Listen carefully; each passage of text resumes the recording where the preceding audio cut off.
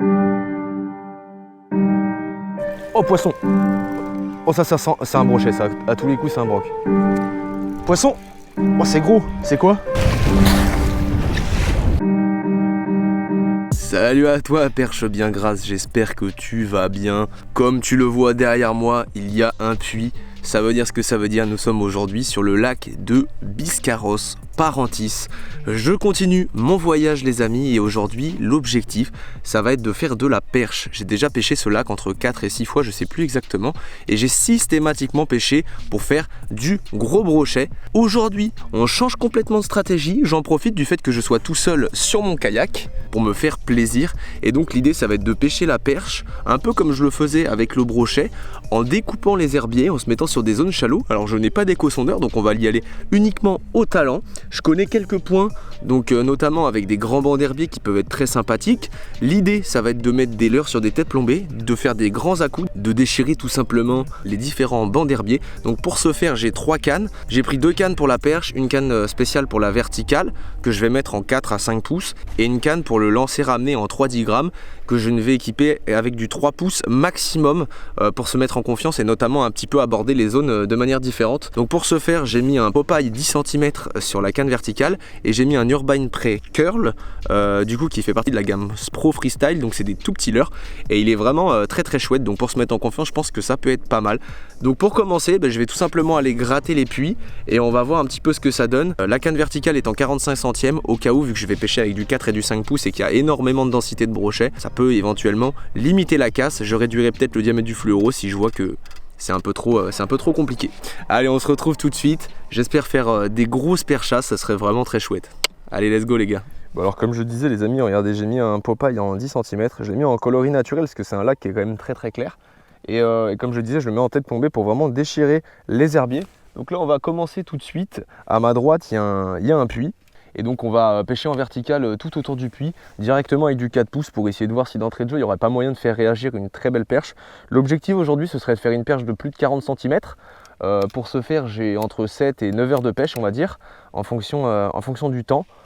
Comme disent les gens ici, le lac est pétant le cousin et du coup ça fait extrêmement plaisir puisque du coup il n'y a pas un pet de vent et je pense qu'on va plutôt bien s'amuser. Donc let's go, petit Popeye, j'y crois, en 7 grammes, pas besoin de se monter très lourd.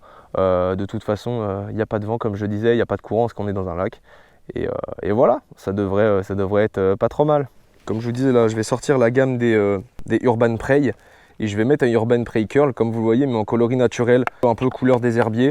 Je pense que ça peut clairement faire la différence sur ces perches qui ont l'air soit éduquées, soit complètement amorphes, je dirais. Elles ont suivi mais elles n'ont pas tapé. Par contre j'en ai vu énormément. Donc c'est une très très bonne nouvelle, ça présage bon signe. Et probablement qu'avec ce changement stratégique, je vais réussir à en toucher, en tout cas je l'espère. Je pense qu'en étant naturel comme ça devrait faire l'affaire. J'en vois un peu partout là des perches, il y en a des très jolies qui font 20, 25.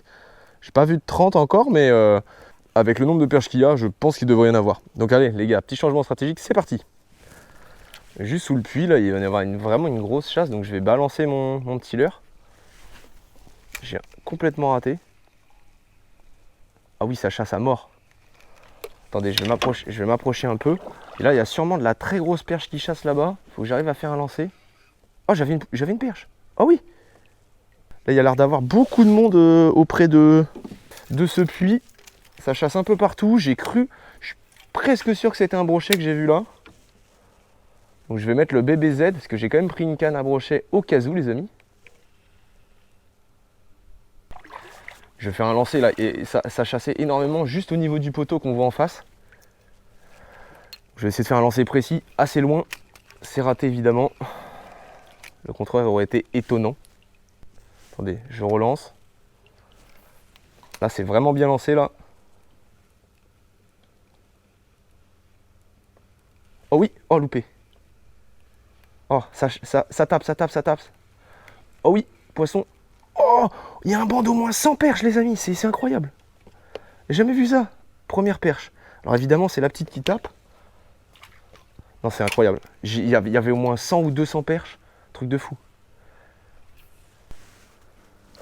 C'est la folie les gars. J'ai vu du gros black bass, j'ai vu de la perche. J'ai vu beaucoup de perches.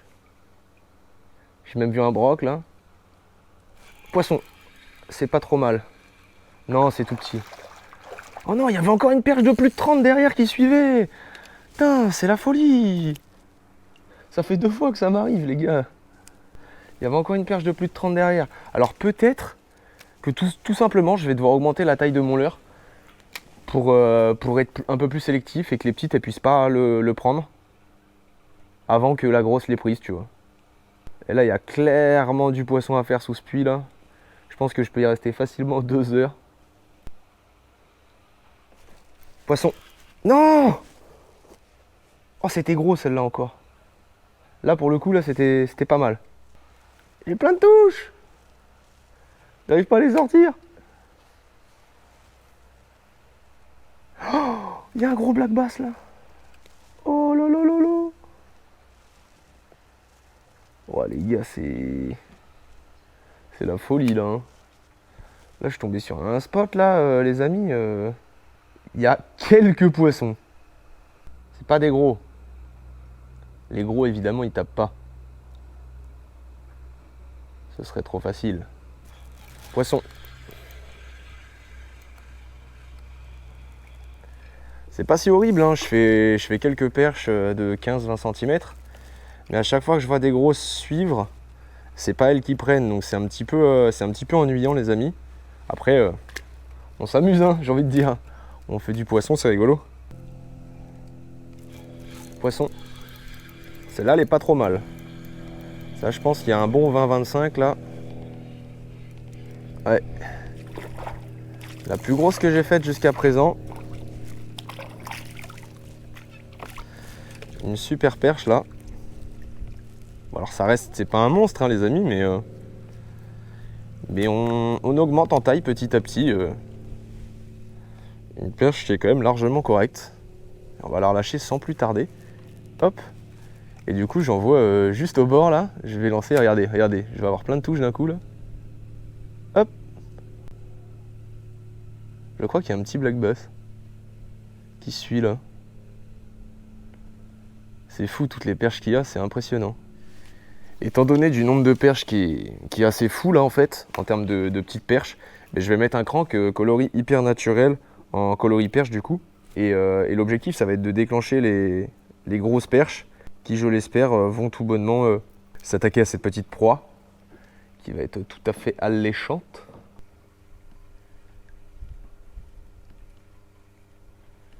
Poisson. Voilà, 2 lancers, 2 touches. C'est des perches qui sont pas énormes mais qui sont plus ou moins maillées. Ça doit faire à chaque fois entre 20 et 22 on va dire, quelque chose comme ça. Hop. Et ben le changement qui paye puisque 2 lancers, 2 touches, un poisson. Poisson. Ouais.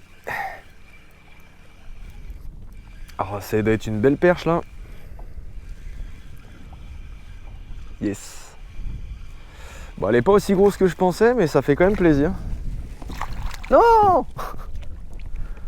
Ah, je suis dégoûté, je l'ai décroché juste au bord. Bon, c'est pas grave. Pour la technique du crank là, du coup en fait, comme vous voyez, je me laisse dériver par le vent. Je vous explique quand même un petit peu.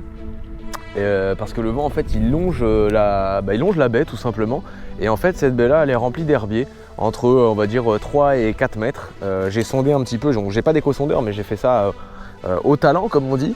Et du coup vu que le vent me fait longer parallèlement à toute cette bande d'herbiers, et j'ai tout simplement décidé de mettre un crank et de pêcher juste au-dessus des herbiers. J'ai pris quelques touches, là c'est la première que je ramène jusqu'au bateau mais ça fait plaisir en espérant toucher une plus grosse. Allez let's go.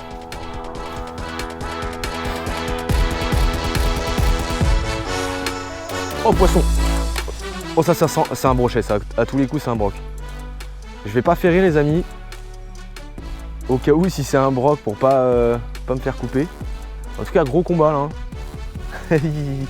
Il ne se passe absolument rien. Allez ça commence. Oh. Oh putain c'est quoi? What? Oh les gars c'est incroyable. C'est un méga rectangle de la mort. J'ai jamais vu ça de ma vie. J'ai jamais vu ça de ma vie. Oh, t'es mal à la taille du rectangle au crank. à Biscarrosse. Non mais là les gars, je me disais ça combattait pas, c'était trop bizarre. Attendez, je me suis accroché dans mon épuisette évidemment avec mon leurre. Non mais les gars, attendez, mais c'est du jamais vu là.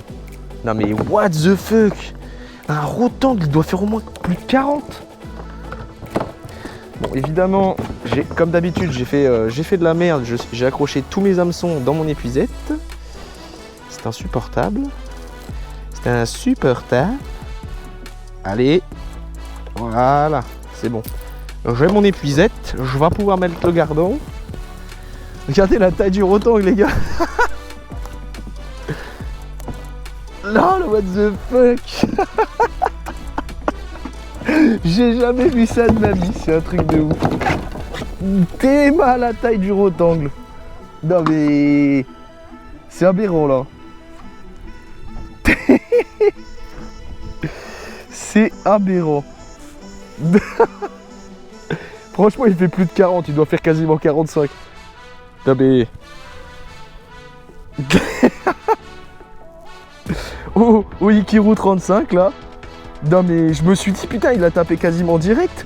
Je me suis dit ça se trouve j'ai tapé un beau broc et tout. Tu me parles, c'est un rotangle du Seigneur. Non mais ça c'est du jamais vu par contre, je m'attendais à tout sauf à ça. Regardez la taille, les amis. Regardez la taille du rotangle, il est énorme. Je vous rappelle, hein, on parle d'un vrai poisson. Yes. Bon, ça fait trop plaisir là, le Ikiru Crank qui me régale. Par contre, bon, ce qui fait moins plaisir, c'est ça. C'est ce petit trou dans l'épuisette. Donc je vais la réparer vite fait avec un morceau de fluoro, puis on est parti.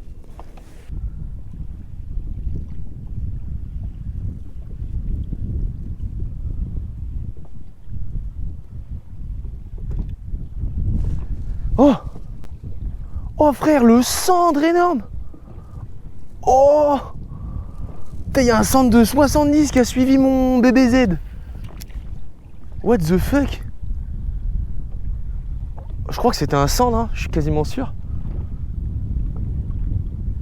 Oh, impressionnant. Enfin, en tout cas, il y a un poisson qui a suivi, il avait le nez collé au leurre. Et au final, il a fait demi-tour. Alors, je sais pas ce que c'était. Impressionnant. Wow! Wow! What the fuck? Ça, c'était de la vague, mon cousin.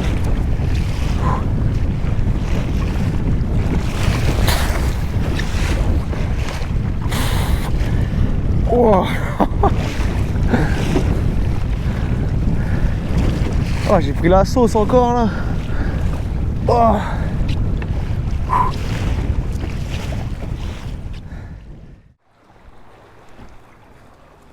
Poisson. C'est pas gros encore. Hein. C'est pas gros, mais ça faisait longtemps que j'avais pas fait de poisson, donc ça fait plaisir quand même. Un petit Urban Prey Slug et le tour est joué, les amis. Alors, bon les amis, on arrive au niveau du port. Là, ça va être ma fin de session là. Et donc du coup, je suis repassé sur le petit Ikiru en crank. Et l'idée, ça va être de voir s'il n'y a pas moyen de faire un ou deux poissons tout bonnement dans la zone du port. Et ce serait plutôt cool. Il y a vraiment beaucoup de vent, c'est infernal. Je pense qu'il y a peut-être moyen de faire éventuellement une perche, un black bass, quelque chose comme ça. Peut-être un petit broc. Et quand je vais arriver au niveau des bateaux, je vais changer. Je vais mettre un Urban Prey Curl, je pense, en virgule du coup pour aller chercher les perches et les blacks sous les barques.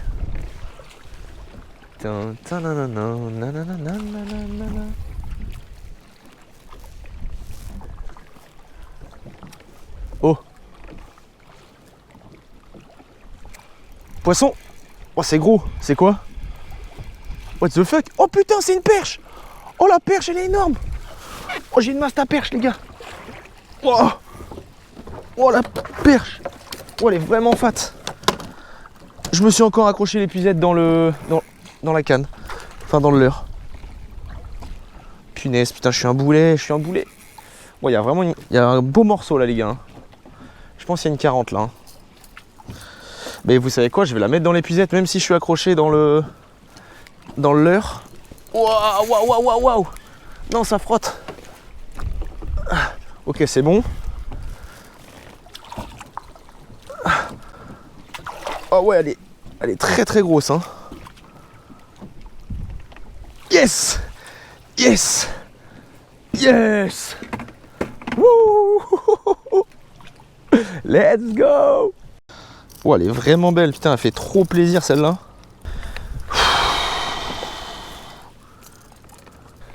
Bon, ben, ce que je vais faire, les amis, c'est que je pense qu'il y en avait potentiellement d'autres. Du coup, je vais aller me mettre un peu plus loin. Et je vais poser mon trépied, je vais faire quelques plans et je vais revenir ici pour pêcher la zone juste après. Il y a clairement une 40 là. Hein. Là, il y a clairement une 40. Elle fait très plaisir cette perche. 43 les amis.